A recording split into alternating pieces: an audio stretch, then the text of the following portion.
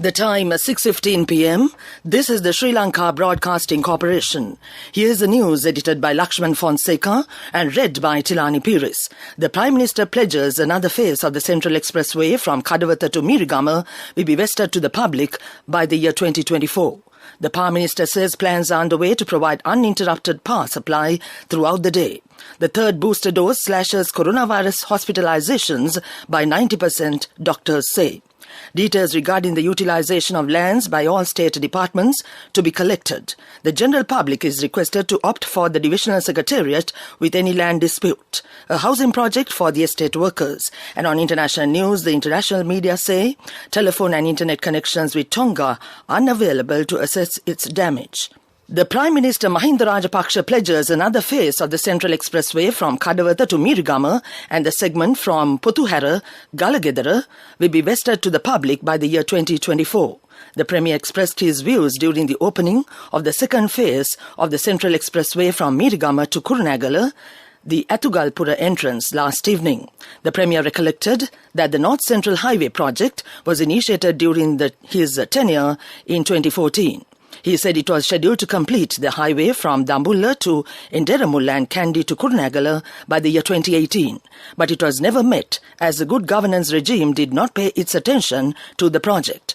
The Prime Minister said the current government had to continue the project from where it stopped, adding that the expressway will be completed by 2024. Premier Rajapaksa said the government is dedicated to constructing roads to ensure the public can travel safe without having to obtain approval, unlike during the conflict. The Prime Minister Mahinda Rajapaksa says individuals who benefit from projects initiated by the government is the same group that criticizes the government while reaping its benefits. Minister Gamini Lokuge says plans are underway to have discussions with relevant authorities to provide uninterrupted power supply throughout the day. Discussions have scheduled to be held tomorrow. The minister said all the hydropower stations are not providing its full power capacity due to the lack of rainfall, and it has created the necessity of obtaining power from diesel power plants. The minister also said tomorrow discussions are decisive as many reservoirs in the upcountry are dried up due to experiencing dry weather in the area. A low water level has also been recorded in the Polgola, Victoria and Rantabe reservoirs due to the situation, the minister added. Health authorities say the third booster dose slashes coronavirus hospitalizations by 90%. They say 2 doses block hospitalizations up to 50%. Health experts are also urging the public to take the freely offered vaccines at their first opportunity. Doctors say due to misinformation and lack of knowledge, the public was showing less enthusiasm in taking the third dose. They added the third dose was especially valuable for the population over 65 years. Although hospitalization and deaths have dropped from earlier highs, doctors are now seeing a trend rate increase. Senior consultant physician at the National Institute of Infectious Disease, Ananda Vijay Vikrama, said as Omicron is more transmissible than the Delta variant, there was a big possibility of another COVID-19 wave with more patients being found, though the severity is low. The third dose was valuable for Omicron as well, he added. According to the Minister of Health, 4.7 million people have been inoculated with the booster jab in Sri Lanka by today.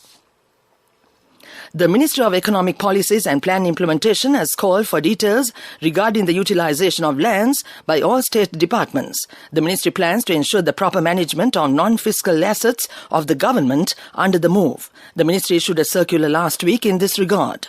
Accordingly, all ministries, state-owned enterprises, corporations and departments are requested to submit updated information on lands under the custody of respective state entities.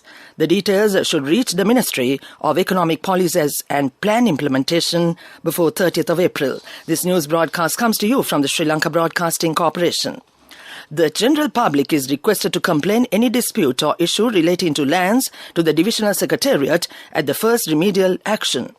The Commissioner General of Lands, Asantha Gunasekara, says the public can move on with the issue to the Provincial Land Commissioner if the problem is not resolved. He added if the problem still continues, then they only have to complain the issue to the Department of Lands. He said according to the Land Act passed in 1935, had directed the ownership of the land to the eldest of the family if the owner is dead without leaving his last will. The Commissioner General of Lands said the act is to be amended shortly.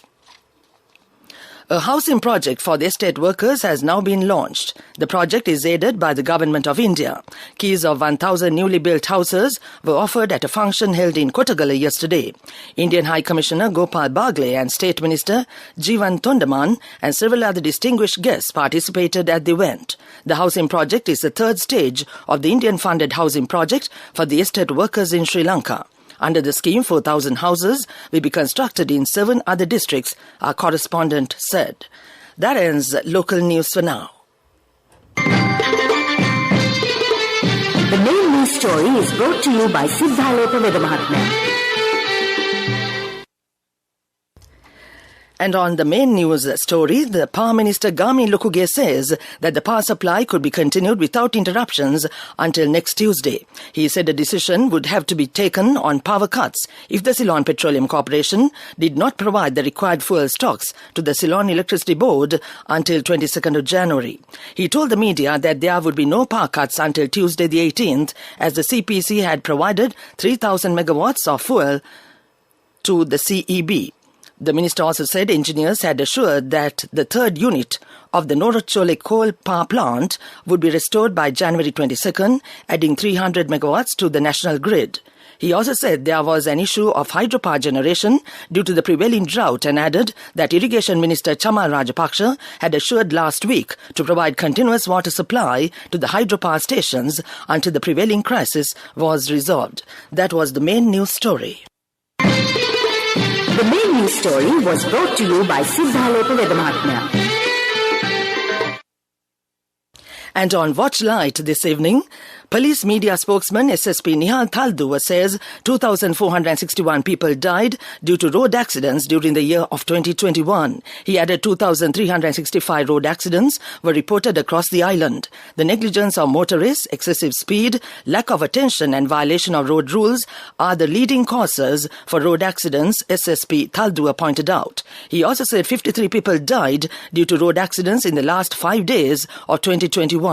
52 fatal road accidents were reported in the country during the last 5 days of the year. That came to you in Watchlight. Coming up, World News.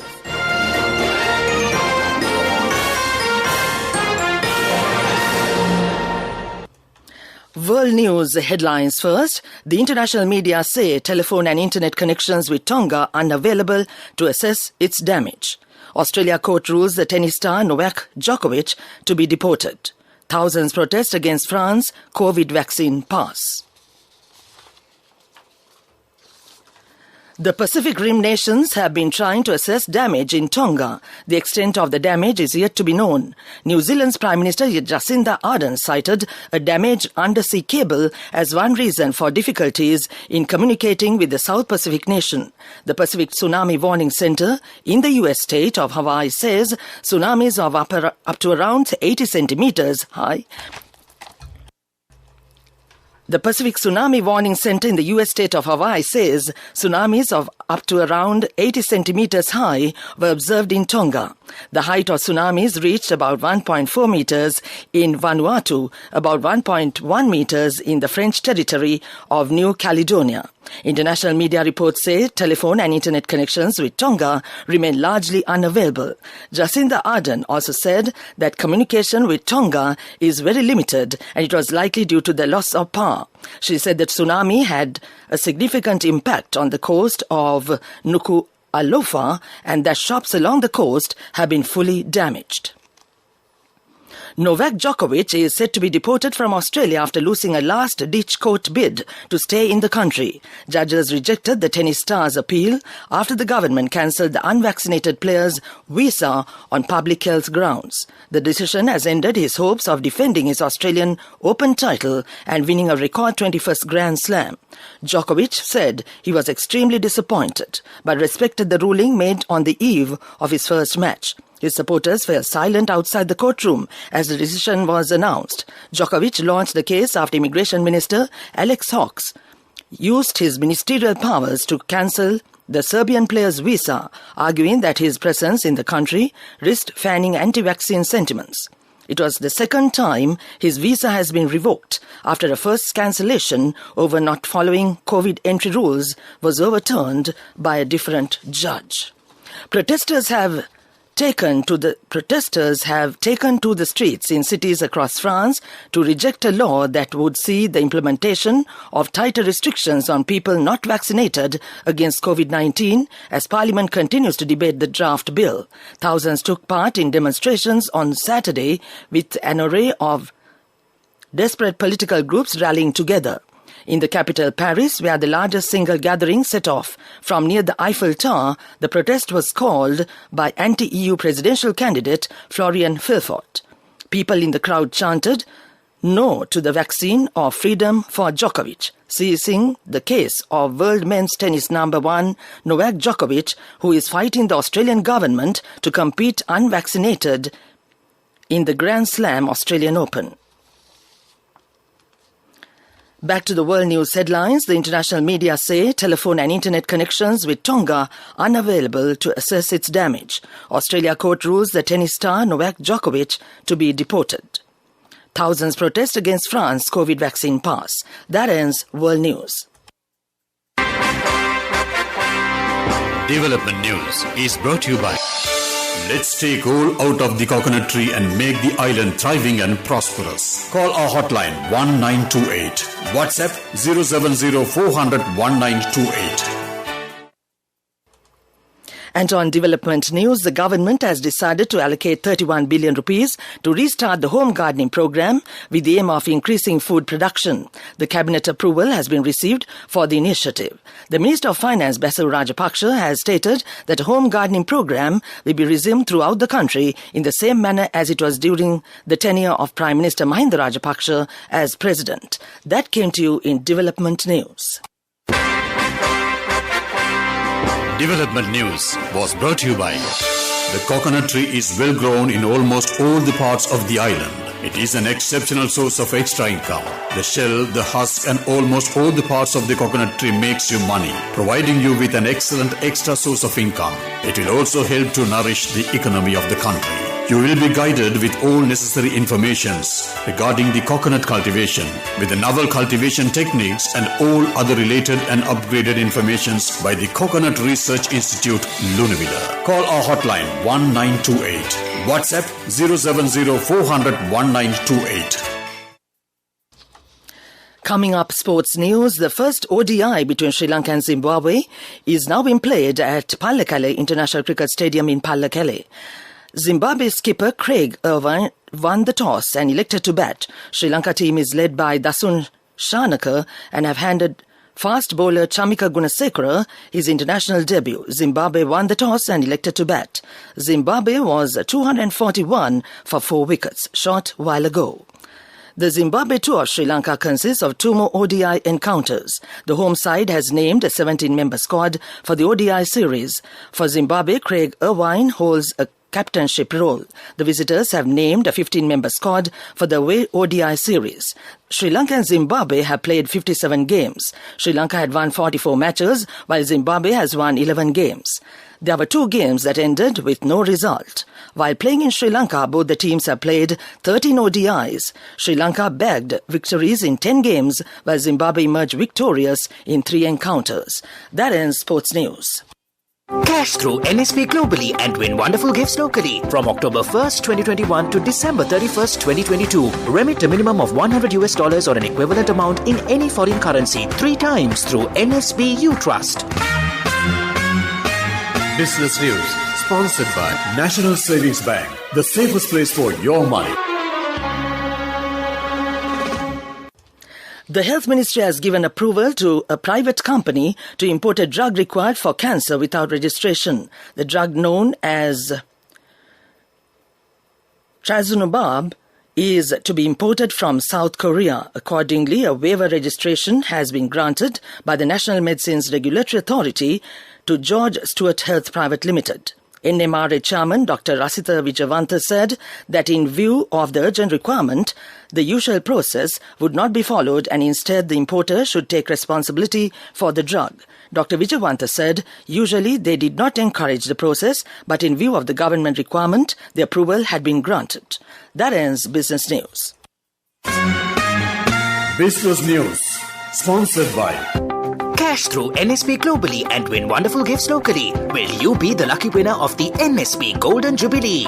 50 gold sovereigns for the top prize winner of the NSP Golden Jubilee. Scooters for the 10 second prize winners. iPhones for the 10 third prize winners. Mountain bikes for the 29 fourth prize winners. From October 1st, 2021 to December 31st, 2022. Remit a minimum of $100 or an equivalent amount in any foreign currency 3 times through NSB U Trust. Economic news, courtesy of... Saving money isn't easy when you have responsibility. That's why we promise to give you the best returns and guarantee on your investment. LOLC Finance Fixed Deposits. Maximize your savings. LOLC Finance PLC, incorporated on the 13th of December 2001, is rated SLA stable by ICRA Lanka Limited and is licensed by the Monetary Board of the Central Bank of Sri Lanka under the Finance Business Act No. 42 of 2011. Details regarding the utilization of lands by all state departments are to be recorded. The Minister of Economic Policies and Plan Implementation has taken measures to collect relevant data in order to ensure the proper management of non-financial assets of the government. The ministry issued a circular in this regard last week. Accordingly, all ministries, state-owned enterprises, corporations and departments, the Comptroller General's Office of the ministry requested all heads of government institutions to submit updated information on lands under the custody of respective state entities before the 30th of April. That came to you in Economic News.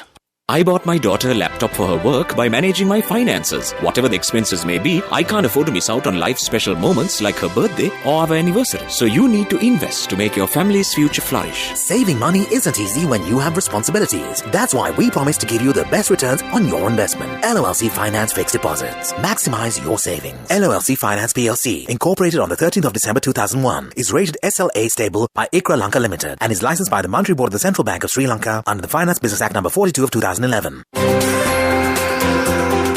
The Weather Report.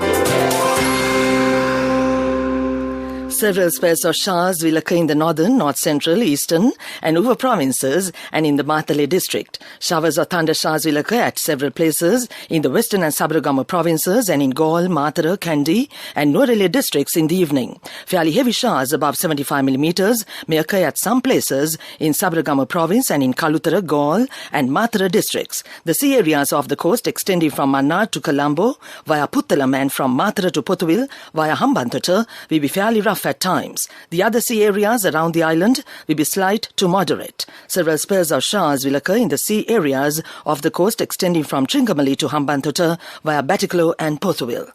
That was the weather report. And now to in this news broadcast, the main points once again. The Prime Minister pledges another phase of the Central Expressway from Kadawatha to Mirigama will be vested to the public by the year 2024. The Power Minister says plans are underway to provide uninterrupted power supply throughout the day. The third booster dose slashes coronavirus hospitalizations by 90%, doctors say. Details regarding the utilization of lands by all state departments to be collected. The general public is requested to opt for the divisional secretariat with any land dispute. A housing project for the estate workers. And on international news, the international media say telephone and internet connections with Tonga unavailable to assess its damage. That ends this news broadcast.